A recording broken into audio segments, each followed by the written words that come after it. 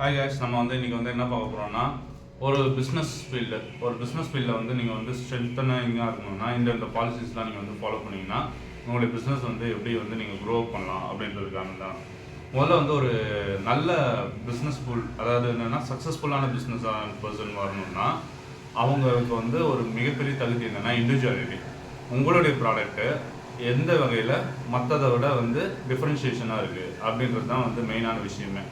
இப்போ எப்படின்னா ஆப்பிள் இத்தனை ஃபோன் இருந்துமே ஆப்பிள் தனித்துவமாக தெரியறதுக்கு காரணம் அந்த ஒரு வீடியோவில் கூட சொல்லுவாங்க, இந்த பாருங்க ஆப்பிள் இந்த பேர் போதுங்க அப்படின்வாங்க. அப்போ some individuality they are following, ஓகேங்களா. அவங்க வருஷம் ஃபுல்லாக என்னென்னா அந்த ப்ராடக்டை பற்றி பேசவே மாட்டாங்க, ஆனால் லான்ச் பண்ணுற அன்றைக்கி தான் பேசுவாங்க. அது வரைக்குமே அதை என்னென்னா மற்றவங்க பேசிக்கிட்டே இருப்பாங்க, ஆப்பிளோட இந்த வருஷம் வருதான், ஆப்பிளோட அந்த வருஷம் வருதான் அப்படின்னு சொல்லுவாங்க. இதே தான் தமிழ்நாடு பாலிடிக்ஸில் ஒருத்தர் பண்ணுறாரு. அவர் அதிகமாக பேசவே மாட்டார், ஆனால் அவரை பற்றி என்னென்னா இவங்க பேசுவாங்க, அவங்க பேசுவாங்க, இவங்க பேசுவாங்க. இது என்னென்னா ஒரு விதமான க்யூரியாசிட்டியை கிரியேட் பண்ணும். இப்போ ஏதோ ஒன்று பண்ணுறாப்புல, ஏதோ ஒன்று இது பண்ணுறாப்புல அப்படின்ற மாதிரி இது பண்ணும். இதுதான் இண்டிவிஜுவாலிட்டி. அதாவது ட்ரேட் சீக்ரெட்டை வெளிப்படையாக ஓப்பனாக சொல்லிடக்கூடாது. அது ஒரு மிகப்பெரிய ஒரு தந்திரம், ஓகேங்களா. டிமாண்ட் புல்லிங், நான் இது கேள்விப்பட்டிருக்கேன். ரோல்ஸ் ராய்ஸு அது என்ன காருன்னு தெரியல கரெக்டாக எக்ஸாக்டாக, நான் அப்புறமா சர்ச் பண்ணி சொல்கிறேன். அது அந்த காரை ஒரு மன்னர் இந்திய வம்சாவளியை சேர்ந்த ஒரு மன்னர் போய் பார்த்துருக்காரு. அவரோட உடைகளை பார்த்து என்னென்னா அவர் அந்த காரை பார்க்குறதுக்கு விடலை, அவங்க அவமானப்படுத்தி அனுப்பிச்சிருக்கிறாங்க. அதுக்கப்புறம் என்ன பண்ணார், ஊருக்கு போயிட்டு அந்த 4 காரை வாங்கி அதை குப்பையில் விட்டார். குப்பலில் விட்டால் அந்த காரோட மதிப்பு போயிடும் தானே. இப்போ அவ்வளோ பெரிய பிராண்டட் காரு அப்படின்னு அவன் இது பண்ணுறான், இங்கே குப்பலிக்கிட்டு இருக்கு அப்படின்னு தெரிஞ்சால் அது காட்டுத்தீ மாதிரி பரவும். இது என்னென்னா இந்த லைவ் எக்ஸாம்பிள் டிமாண்ட் புல்லிங் அப்படின்னு சொல்லுவாங்க. டிமாண்ட் புல்லிங் என்னென்னா ஒரு விஷயத்த என்னென்னா அது அப்படியே கிடைக்காத வரைக்கும் தான் அதுக்கான மதிப்புகள் அதிகமாக இருக்கும். இது டம்மி பண்ணிட்டீங்கன்னு வச்சுக்கோங்களேன், அது வேற லெவல். அது என்னென்னா ஒரு பையரோ ஒரு செல்லரோ அந்த டிமாண்ட் புல்லிங் டெக்னிக்கை கரெக்டாக ஆராயணும். எக்ஸாம்பிளுக்கு என்னென்னா நாங்கள் ஒரு காலேஜ் படிக்கும்போது தர்பூசணி போட்டிருக்கோம். தர்பூசணி அக்ரிகல்ச்சர் பண்ணியிருக்கோம். அப்போ என்ன பண்ணுவாங்கன்னா அந்த கட்டிங்க்கு வருவாங்க பார்த்தீங்களா, அவங்க என்னென்னா உஷாராக லேட்டாக வருவாங்கன்னா அந்த பழம் பழுக்கிற ஸ்டேஜில் இந்த டைமில் எப்படியோ கட்டிங் பண்ணி விற்றே ஆகணும். அந்த டைமில் வருவானுங்க. ஏன்னா அப்போ தான் நம்ம அவங்க டிமாண்ட் பண்ணுறத நம்ம கொடுக்க முடியும். இப்போ கட்டிங்க்கு 3000 ரூபா, இது 3000 ரூபா அப்படின்றத அவனுங்க ஃபிக்ஸ் பண்ணிவிடுவானுங்க. வேணும்னே லேட் பண்ணுவாங்க. அந்த சர்க்கார் படத்தில் ஒரு கதை சொல்லுவாங்க பாருங்க, வேணும்னே இந்த தக்காளியெல்லாம் அழுக விட்டு இது பண்ணி அதுக்கப்புறம் எடுத்துகிட்டு வராங்க அப்படின்வாங்கல்ல. அதுக்கான ரீசன் இந்த டிமாண்ட் புல்லிங். இந்த டிமாண்ட் புல்லிங் ஒரு பையரோ செல்லரோ பக்காவாக அனலைஸ் பண்ணி ஆராய்ஞ்சு இதுக்கேற்ற மாதிரி என்னென்னா அந்த காய்களை நகர்த்தணும். இது பண்ணிங்கனாலே ஓரளவுக்கு நீங்கள் இது பண்ணலாம். அப்புறம் கம்யூனிகேஷன் முக்கியமாக என்னென்னா ஒரு நல்ல பிஸ்னஸ் மேனுக்கு தேவை கம்யூனிகேஷன். அந்த பிஸ்னஸ் மேன் எப்படி இருக்கணும்னா மோஸ்ட்லி அவன் என்னென்னா எல்லார்கிட்டையும் நல்லா பேசணும். அவனுக்கு இது பண்ணும். இப்போ ஒரு கடைக்கு நீங்கள் போகிறீங்கன்னு வச்சுக்கோங்களேன், அவங்க உங்ககிட்ட பேசினாங்கன்னா அவங்களோட ஃபேமிலி எல்லாம் விசாரிச்சிங்கன்னா அடுத்த நாள் அந்த கடை உங்கள் கடைக்கே வரணும்னு அவங்களுக்கு தோணும். அதை விட்டு நீங்கள் உருன்னு மூஞ்ச வச்சுக்கிட்டு அப்படி இப்படின்னீங்கன்னா அவங்களுக்கு அந்த வர இன்ட்ரெஸ்ட்டு போயிடும். இது முக்கியமான ஸ்கில்ஸ், ஓகேங்களா.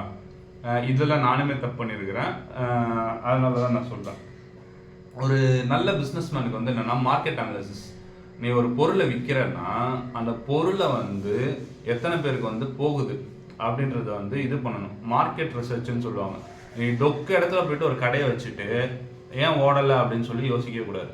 நீ வைக்கிற இடத்துல ஒரு கடை இருக்குன்னா அந்த கடைக்கு எத்தனை பேர் வருவாங்க, எத்தனை வீடு இருக்குது, அதை சர்வே எடுக்கணும். அப்புறம் யார் யாரெல்லாம் வர்றதுக்கான வாய்ப்புகள் இருக்குது, ரோட்டில் போகிறவங்க எத்தனை பேர், ஒரு நாளைக்கு எத்தனை பைக்கு போகுது அப்படின்றதெல்லாம் கூட அனலைஸ் பண்ணி பார்க்கலாம். அப்படி பண்ணி பார்த்தோன்னா இத்தனை மார்க்கெட் இத்தனை கஸ்டமர்ஸ் அப்படின்னும். அதே மாதிரி கன்சிஸ்ட் ஆஃப் அதாவது ஒரு இண்டிவிஜுவல் ப்ராடக்டை சேல் பண்ணுறத விட லார்ஜ் டன் ஆஃப் ப்ராடக்டை சேல் பண்ணுறதுலாம் என்னென்னா ஒரு நல்ல சக்ஸஸ்ஃபுல்லான பிஸ்னஸ் மேன். அதாவது இந்த பூலோகம்னு ஒரு படம் இருக்குது, அந்த ட்ரெய்லரில் சொல்லுவாங்க, ஒரு நாளைக்கு ஒரு காரை விற்கிறத விட 10 லட்சம் ஷாம்பு விற்கிறது தான் ரொம்ப லாபம் அப்படின்னு சொல்லுவாங்க. அதாவது குவான்டிட்டியை நீங்கள் இன்க்ரீஸ் பண்ணணும். குவான்டிட்டி இன்க்ரீஸ் பண்ணிங்கன்னா சர்ப்ளஸ் ப்ராஃபிட், அதாவது ஒரு ப்ராடக்ட்டுக்கு ப்ராஃபிட் கம்மியாக இருந்தாலுமே விற்கிற ப்ராடக்டோட இது. அதனால தான் ஒரு சில இடங்கள்ல பாருங்கள், நான் ரீசெண்டாக எக்மோர் போனப்போ ஒரு கப்பு பவுலில் வந்து ஃப்ரூட்ஸை கட் பண்ணி ஒரு அக்கா கொடுத்துருந்தாங்க.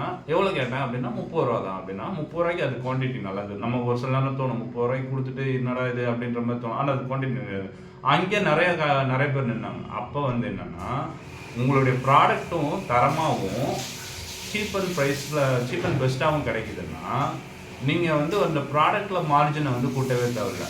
அந்த ப்ராடக்டோட குவான்டிட்டிலேயே மார்ஜின் வந்து கூடி இப்போ அந்த ப்ராஃபிட் வந்து உங்களுக்கு வந்து அதிகமாக வந்து கிடைக்கும். ஓகேங்களா? அப்புறம் ஸ்வாட் அனாலிசிஸ் வந்து MBAல வந்து எல்லா இதுலேயுமே வந்து இப்போ யூஸ் பண்ணுறாங்க. Strength, week, opportunity, thread analysis. உங்களுடைய ஸ்ட்ரென்த் எது? இப்போ ஒரு பிஸ்னஸ் ஆரம்பிங்கன்னா, எனக்கு வந்து நல்லா பேச தெரியும், என்னால் ஈஸியாக இந்த ப்ராடக்டை சேல் பண்ண தெரியும், ஏன்னா ஒரு நாளைக்கு 10 சோப்பு விற்றுருவேன், 10 ஷாம்பு விற்றுருவேன். அது வந்து உங்கள் ஸ்ட்ரென்த்து. வீக்னஸ், என்னால் வந்து என்னென்னா தினமும் செலவு பண்ணிட்டு போயிட்டு இது பண்ணுறது கஷ்டமாக இருக்குது, அலைச்சலாக இருக்குது. அதெல்லாம் வந்து வீக்னஸ். இதெல்லாம் வந்து நீங்கள் சரி பண்ணணும். இதெல்லாம் சரி பண்ணிங்கன்னா இன்னும் கொஞ்சம் ப்ராஃபிட்டபிலிட்டி இன்க்ரீஸ் பண்ணலாம். ஆப்பர்ச்சுனிட்டி, நான் வந்து என்னோட பிஸ்னஸை வந்து தினமும் போய் விற்கணும்னு தான் இல்லை, ஒரு கார்டு மூலமாக நான் கொடுக்கலாம், ஆன்லைனில் ஃபேஸ்புக், வாட்ஸ்அப் ஆட்ஸ் வந்து கொடுக்கலாம். அதெல்லாம் கூட உங்கள் ப்ராஃபிட்டபிலிட்டியை வந்து இன்க்ரீஸ் பண்ணும். த்ரெட் வந்து என்னென்னா, நான் ஓவராக கடன் கொடுத்தேன்னா என் பிஸ்னஸ் ஊற்றி முடிக்கும்.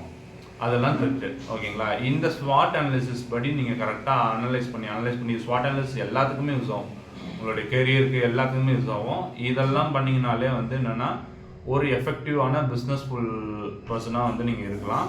மறக்காமல் நம்ம சேனல் சப்ஸ்கிரைப் பண்ணுங்கள். மேலும் ஜாதகம் ஏதாவது பார்க்கணுன்னா 6383866221 நம்பரில் date of birth, place of birth, time வந்து கொடுத்தீங்கன்னா நம்ம பக்கவாக வந்து ப்ரெடிக்ஷன் பண்ணி சொல்லுவோம். பிஸ்னஸ்க்கான ஜாதக அமைப்பு எப்படி பண்ணுறது நெக்ஸ்ட் வீடியோவில் நான் வந்து சொல்கிறேன். மறக்காமல் நம்ம சேனலை சப்ஸ்கிரைப் பண்ணுறேங்க.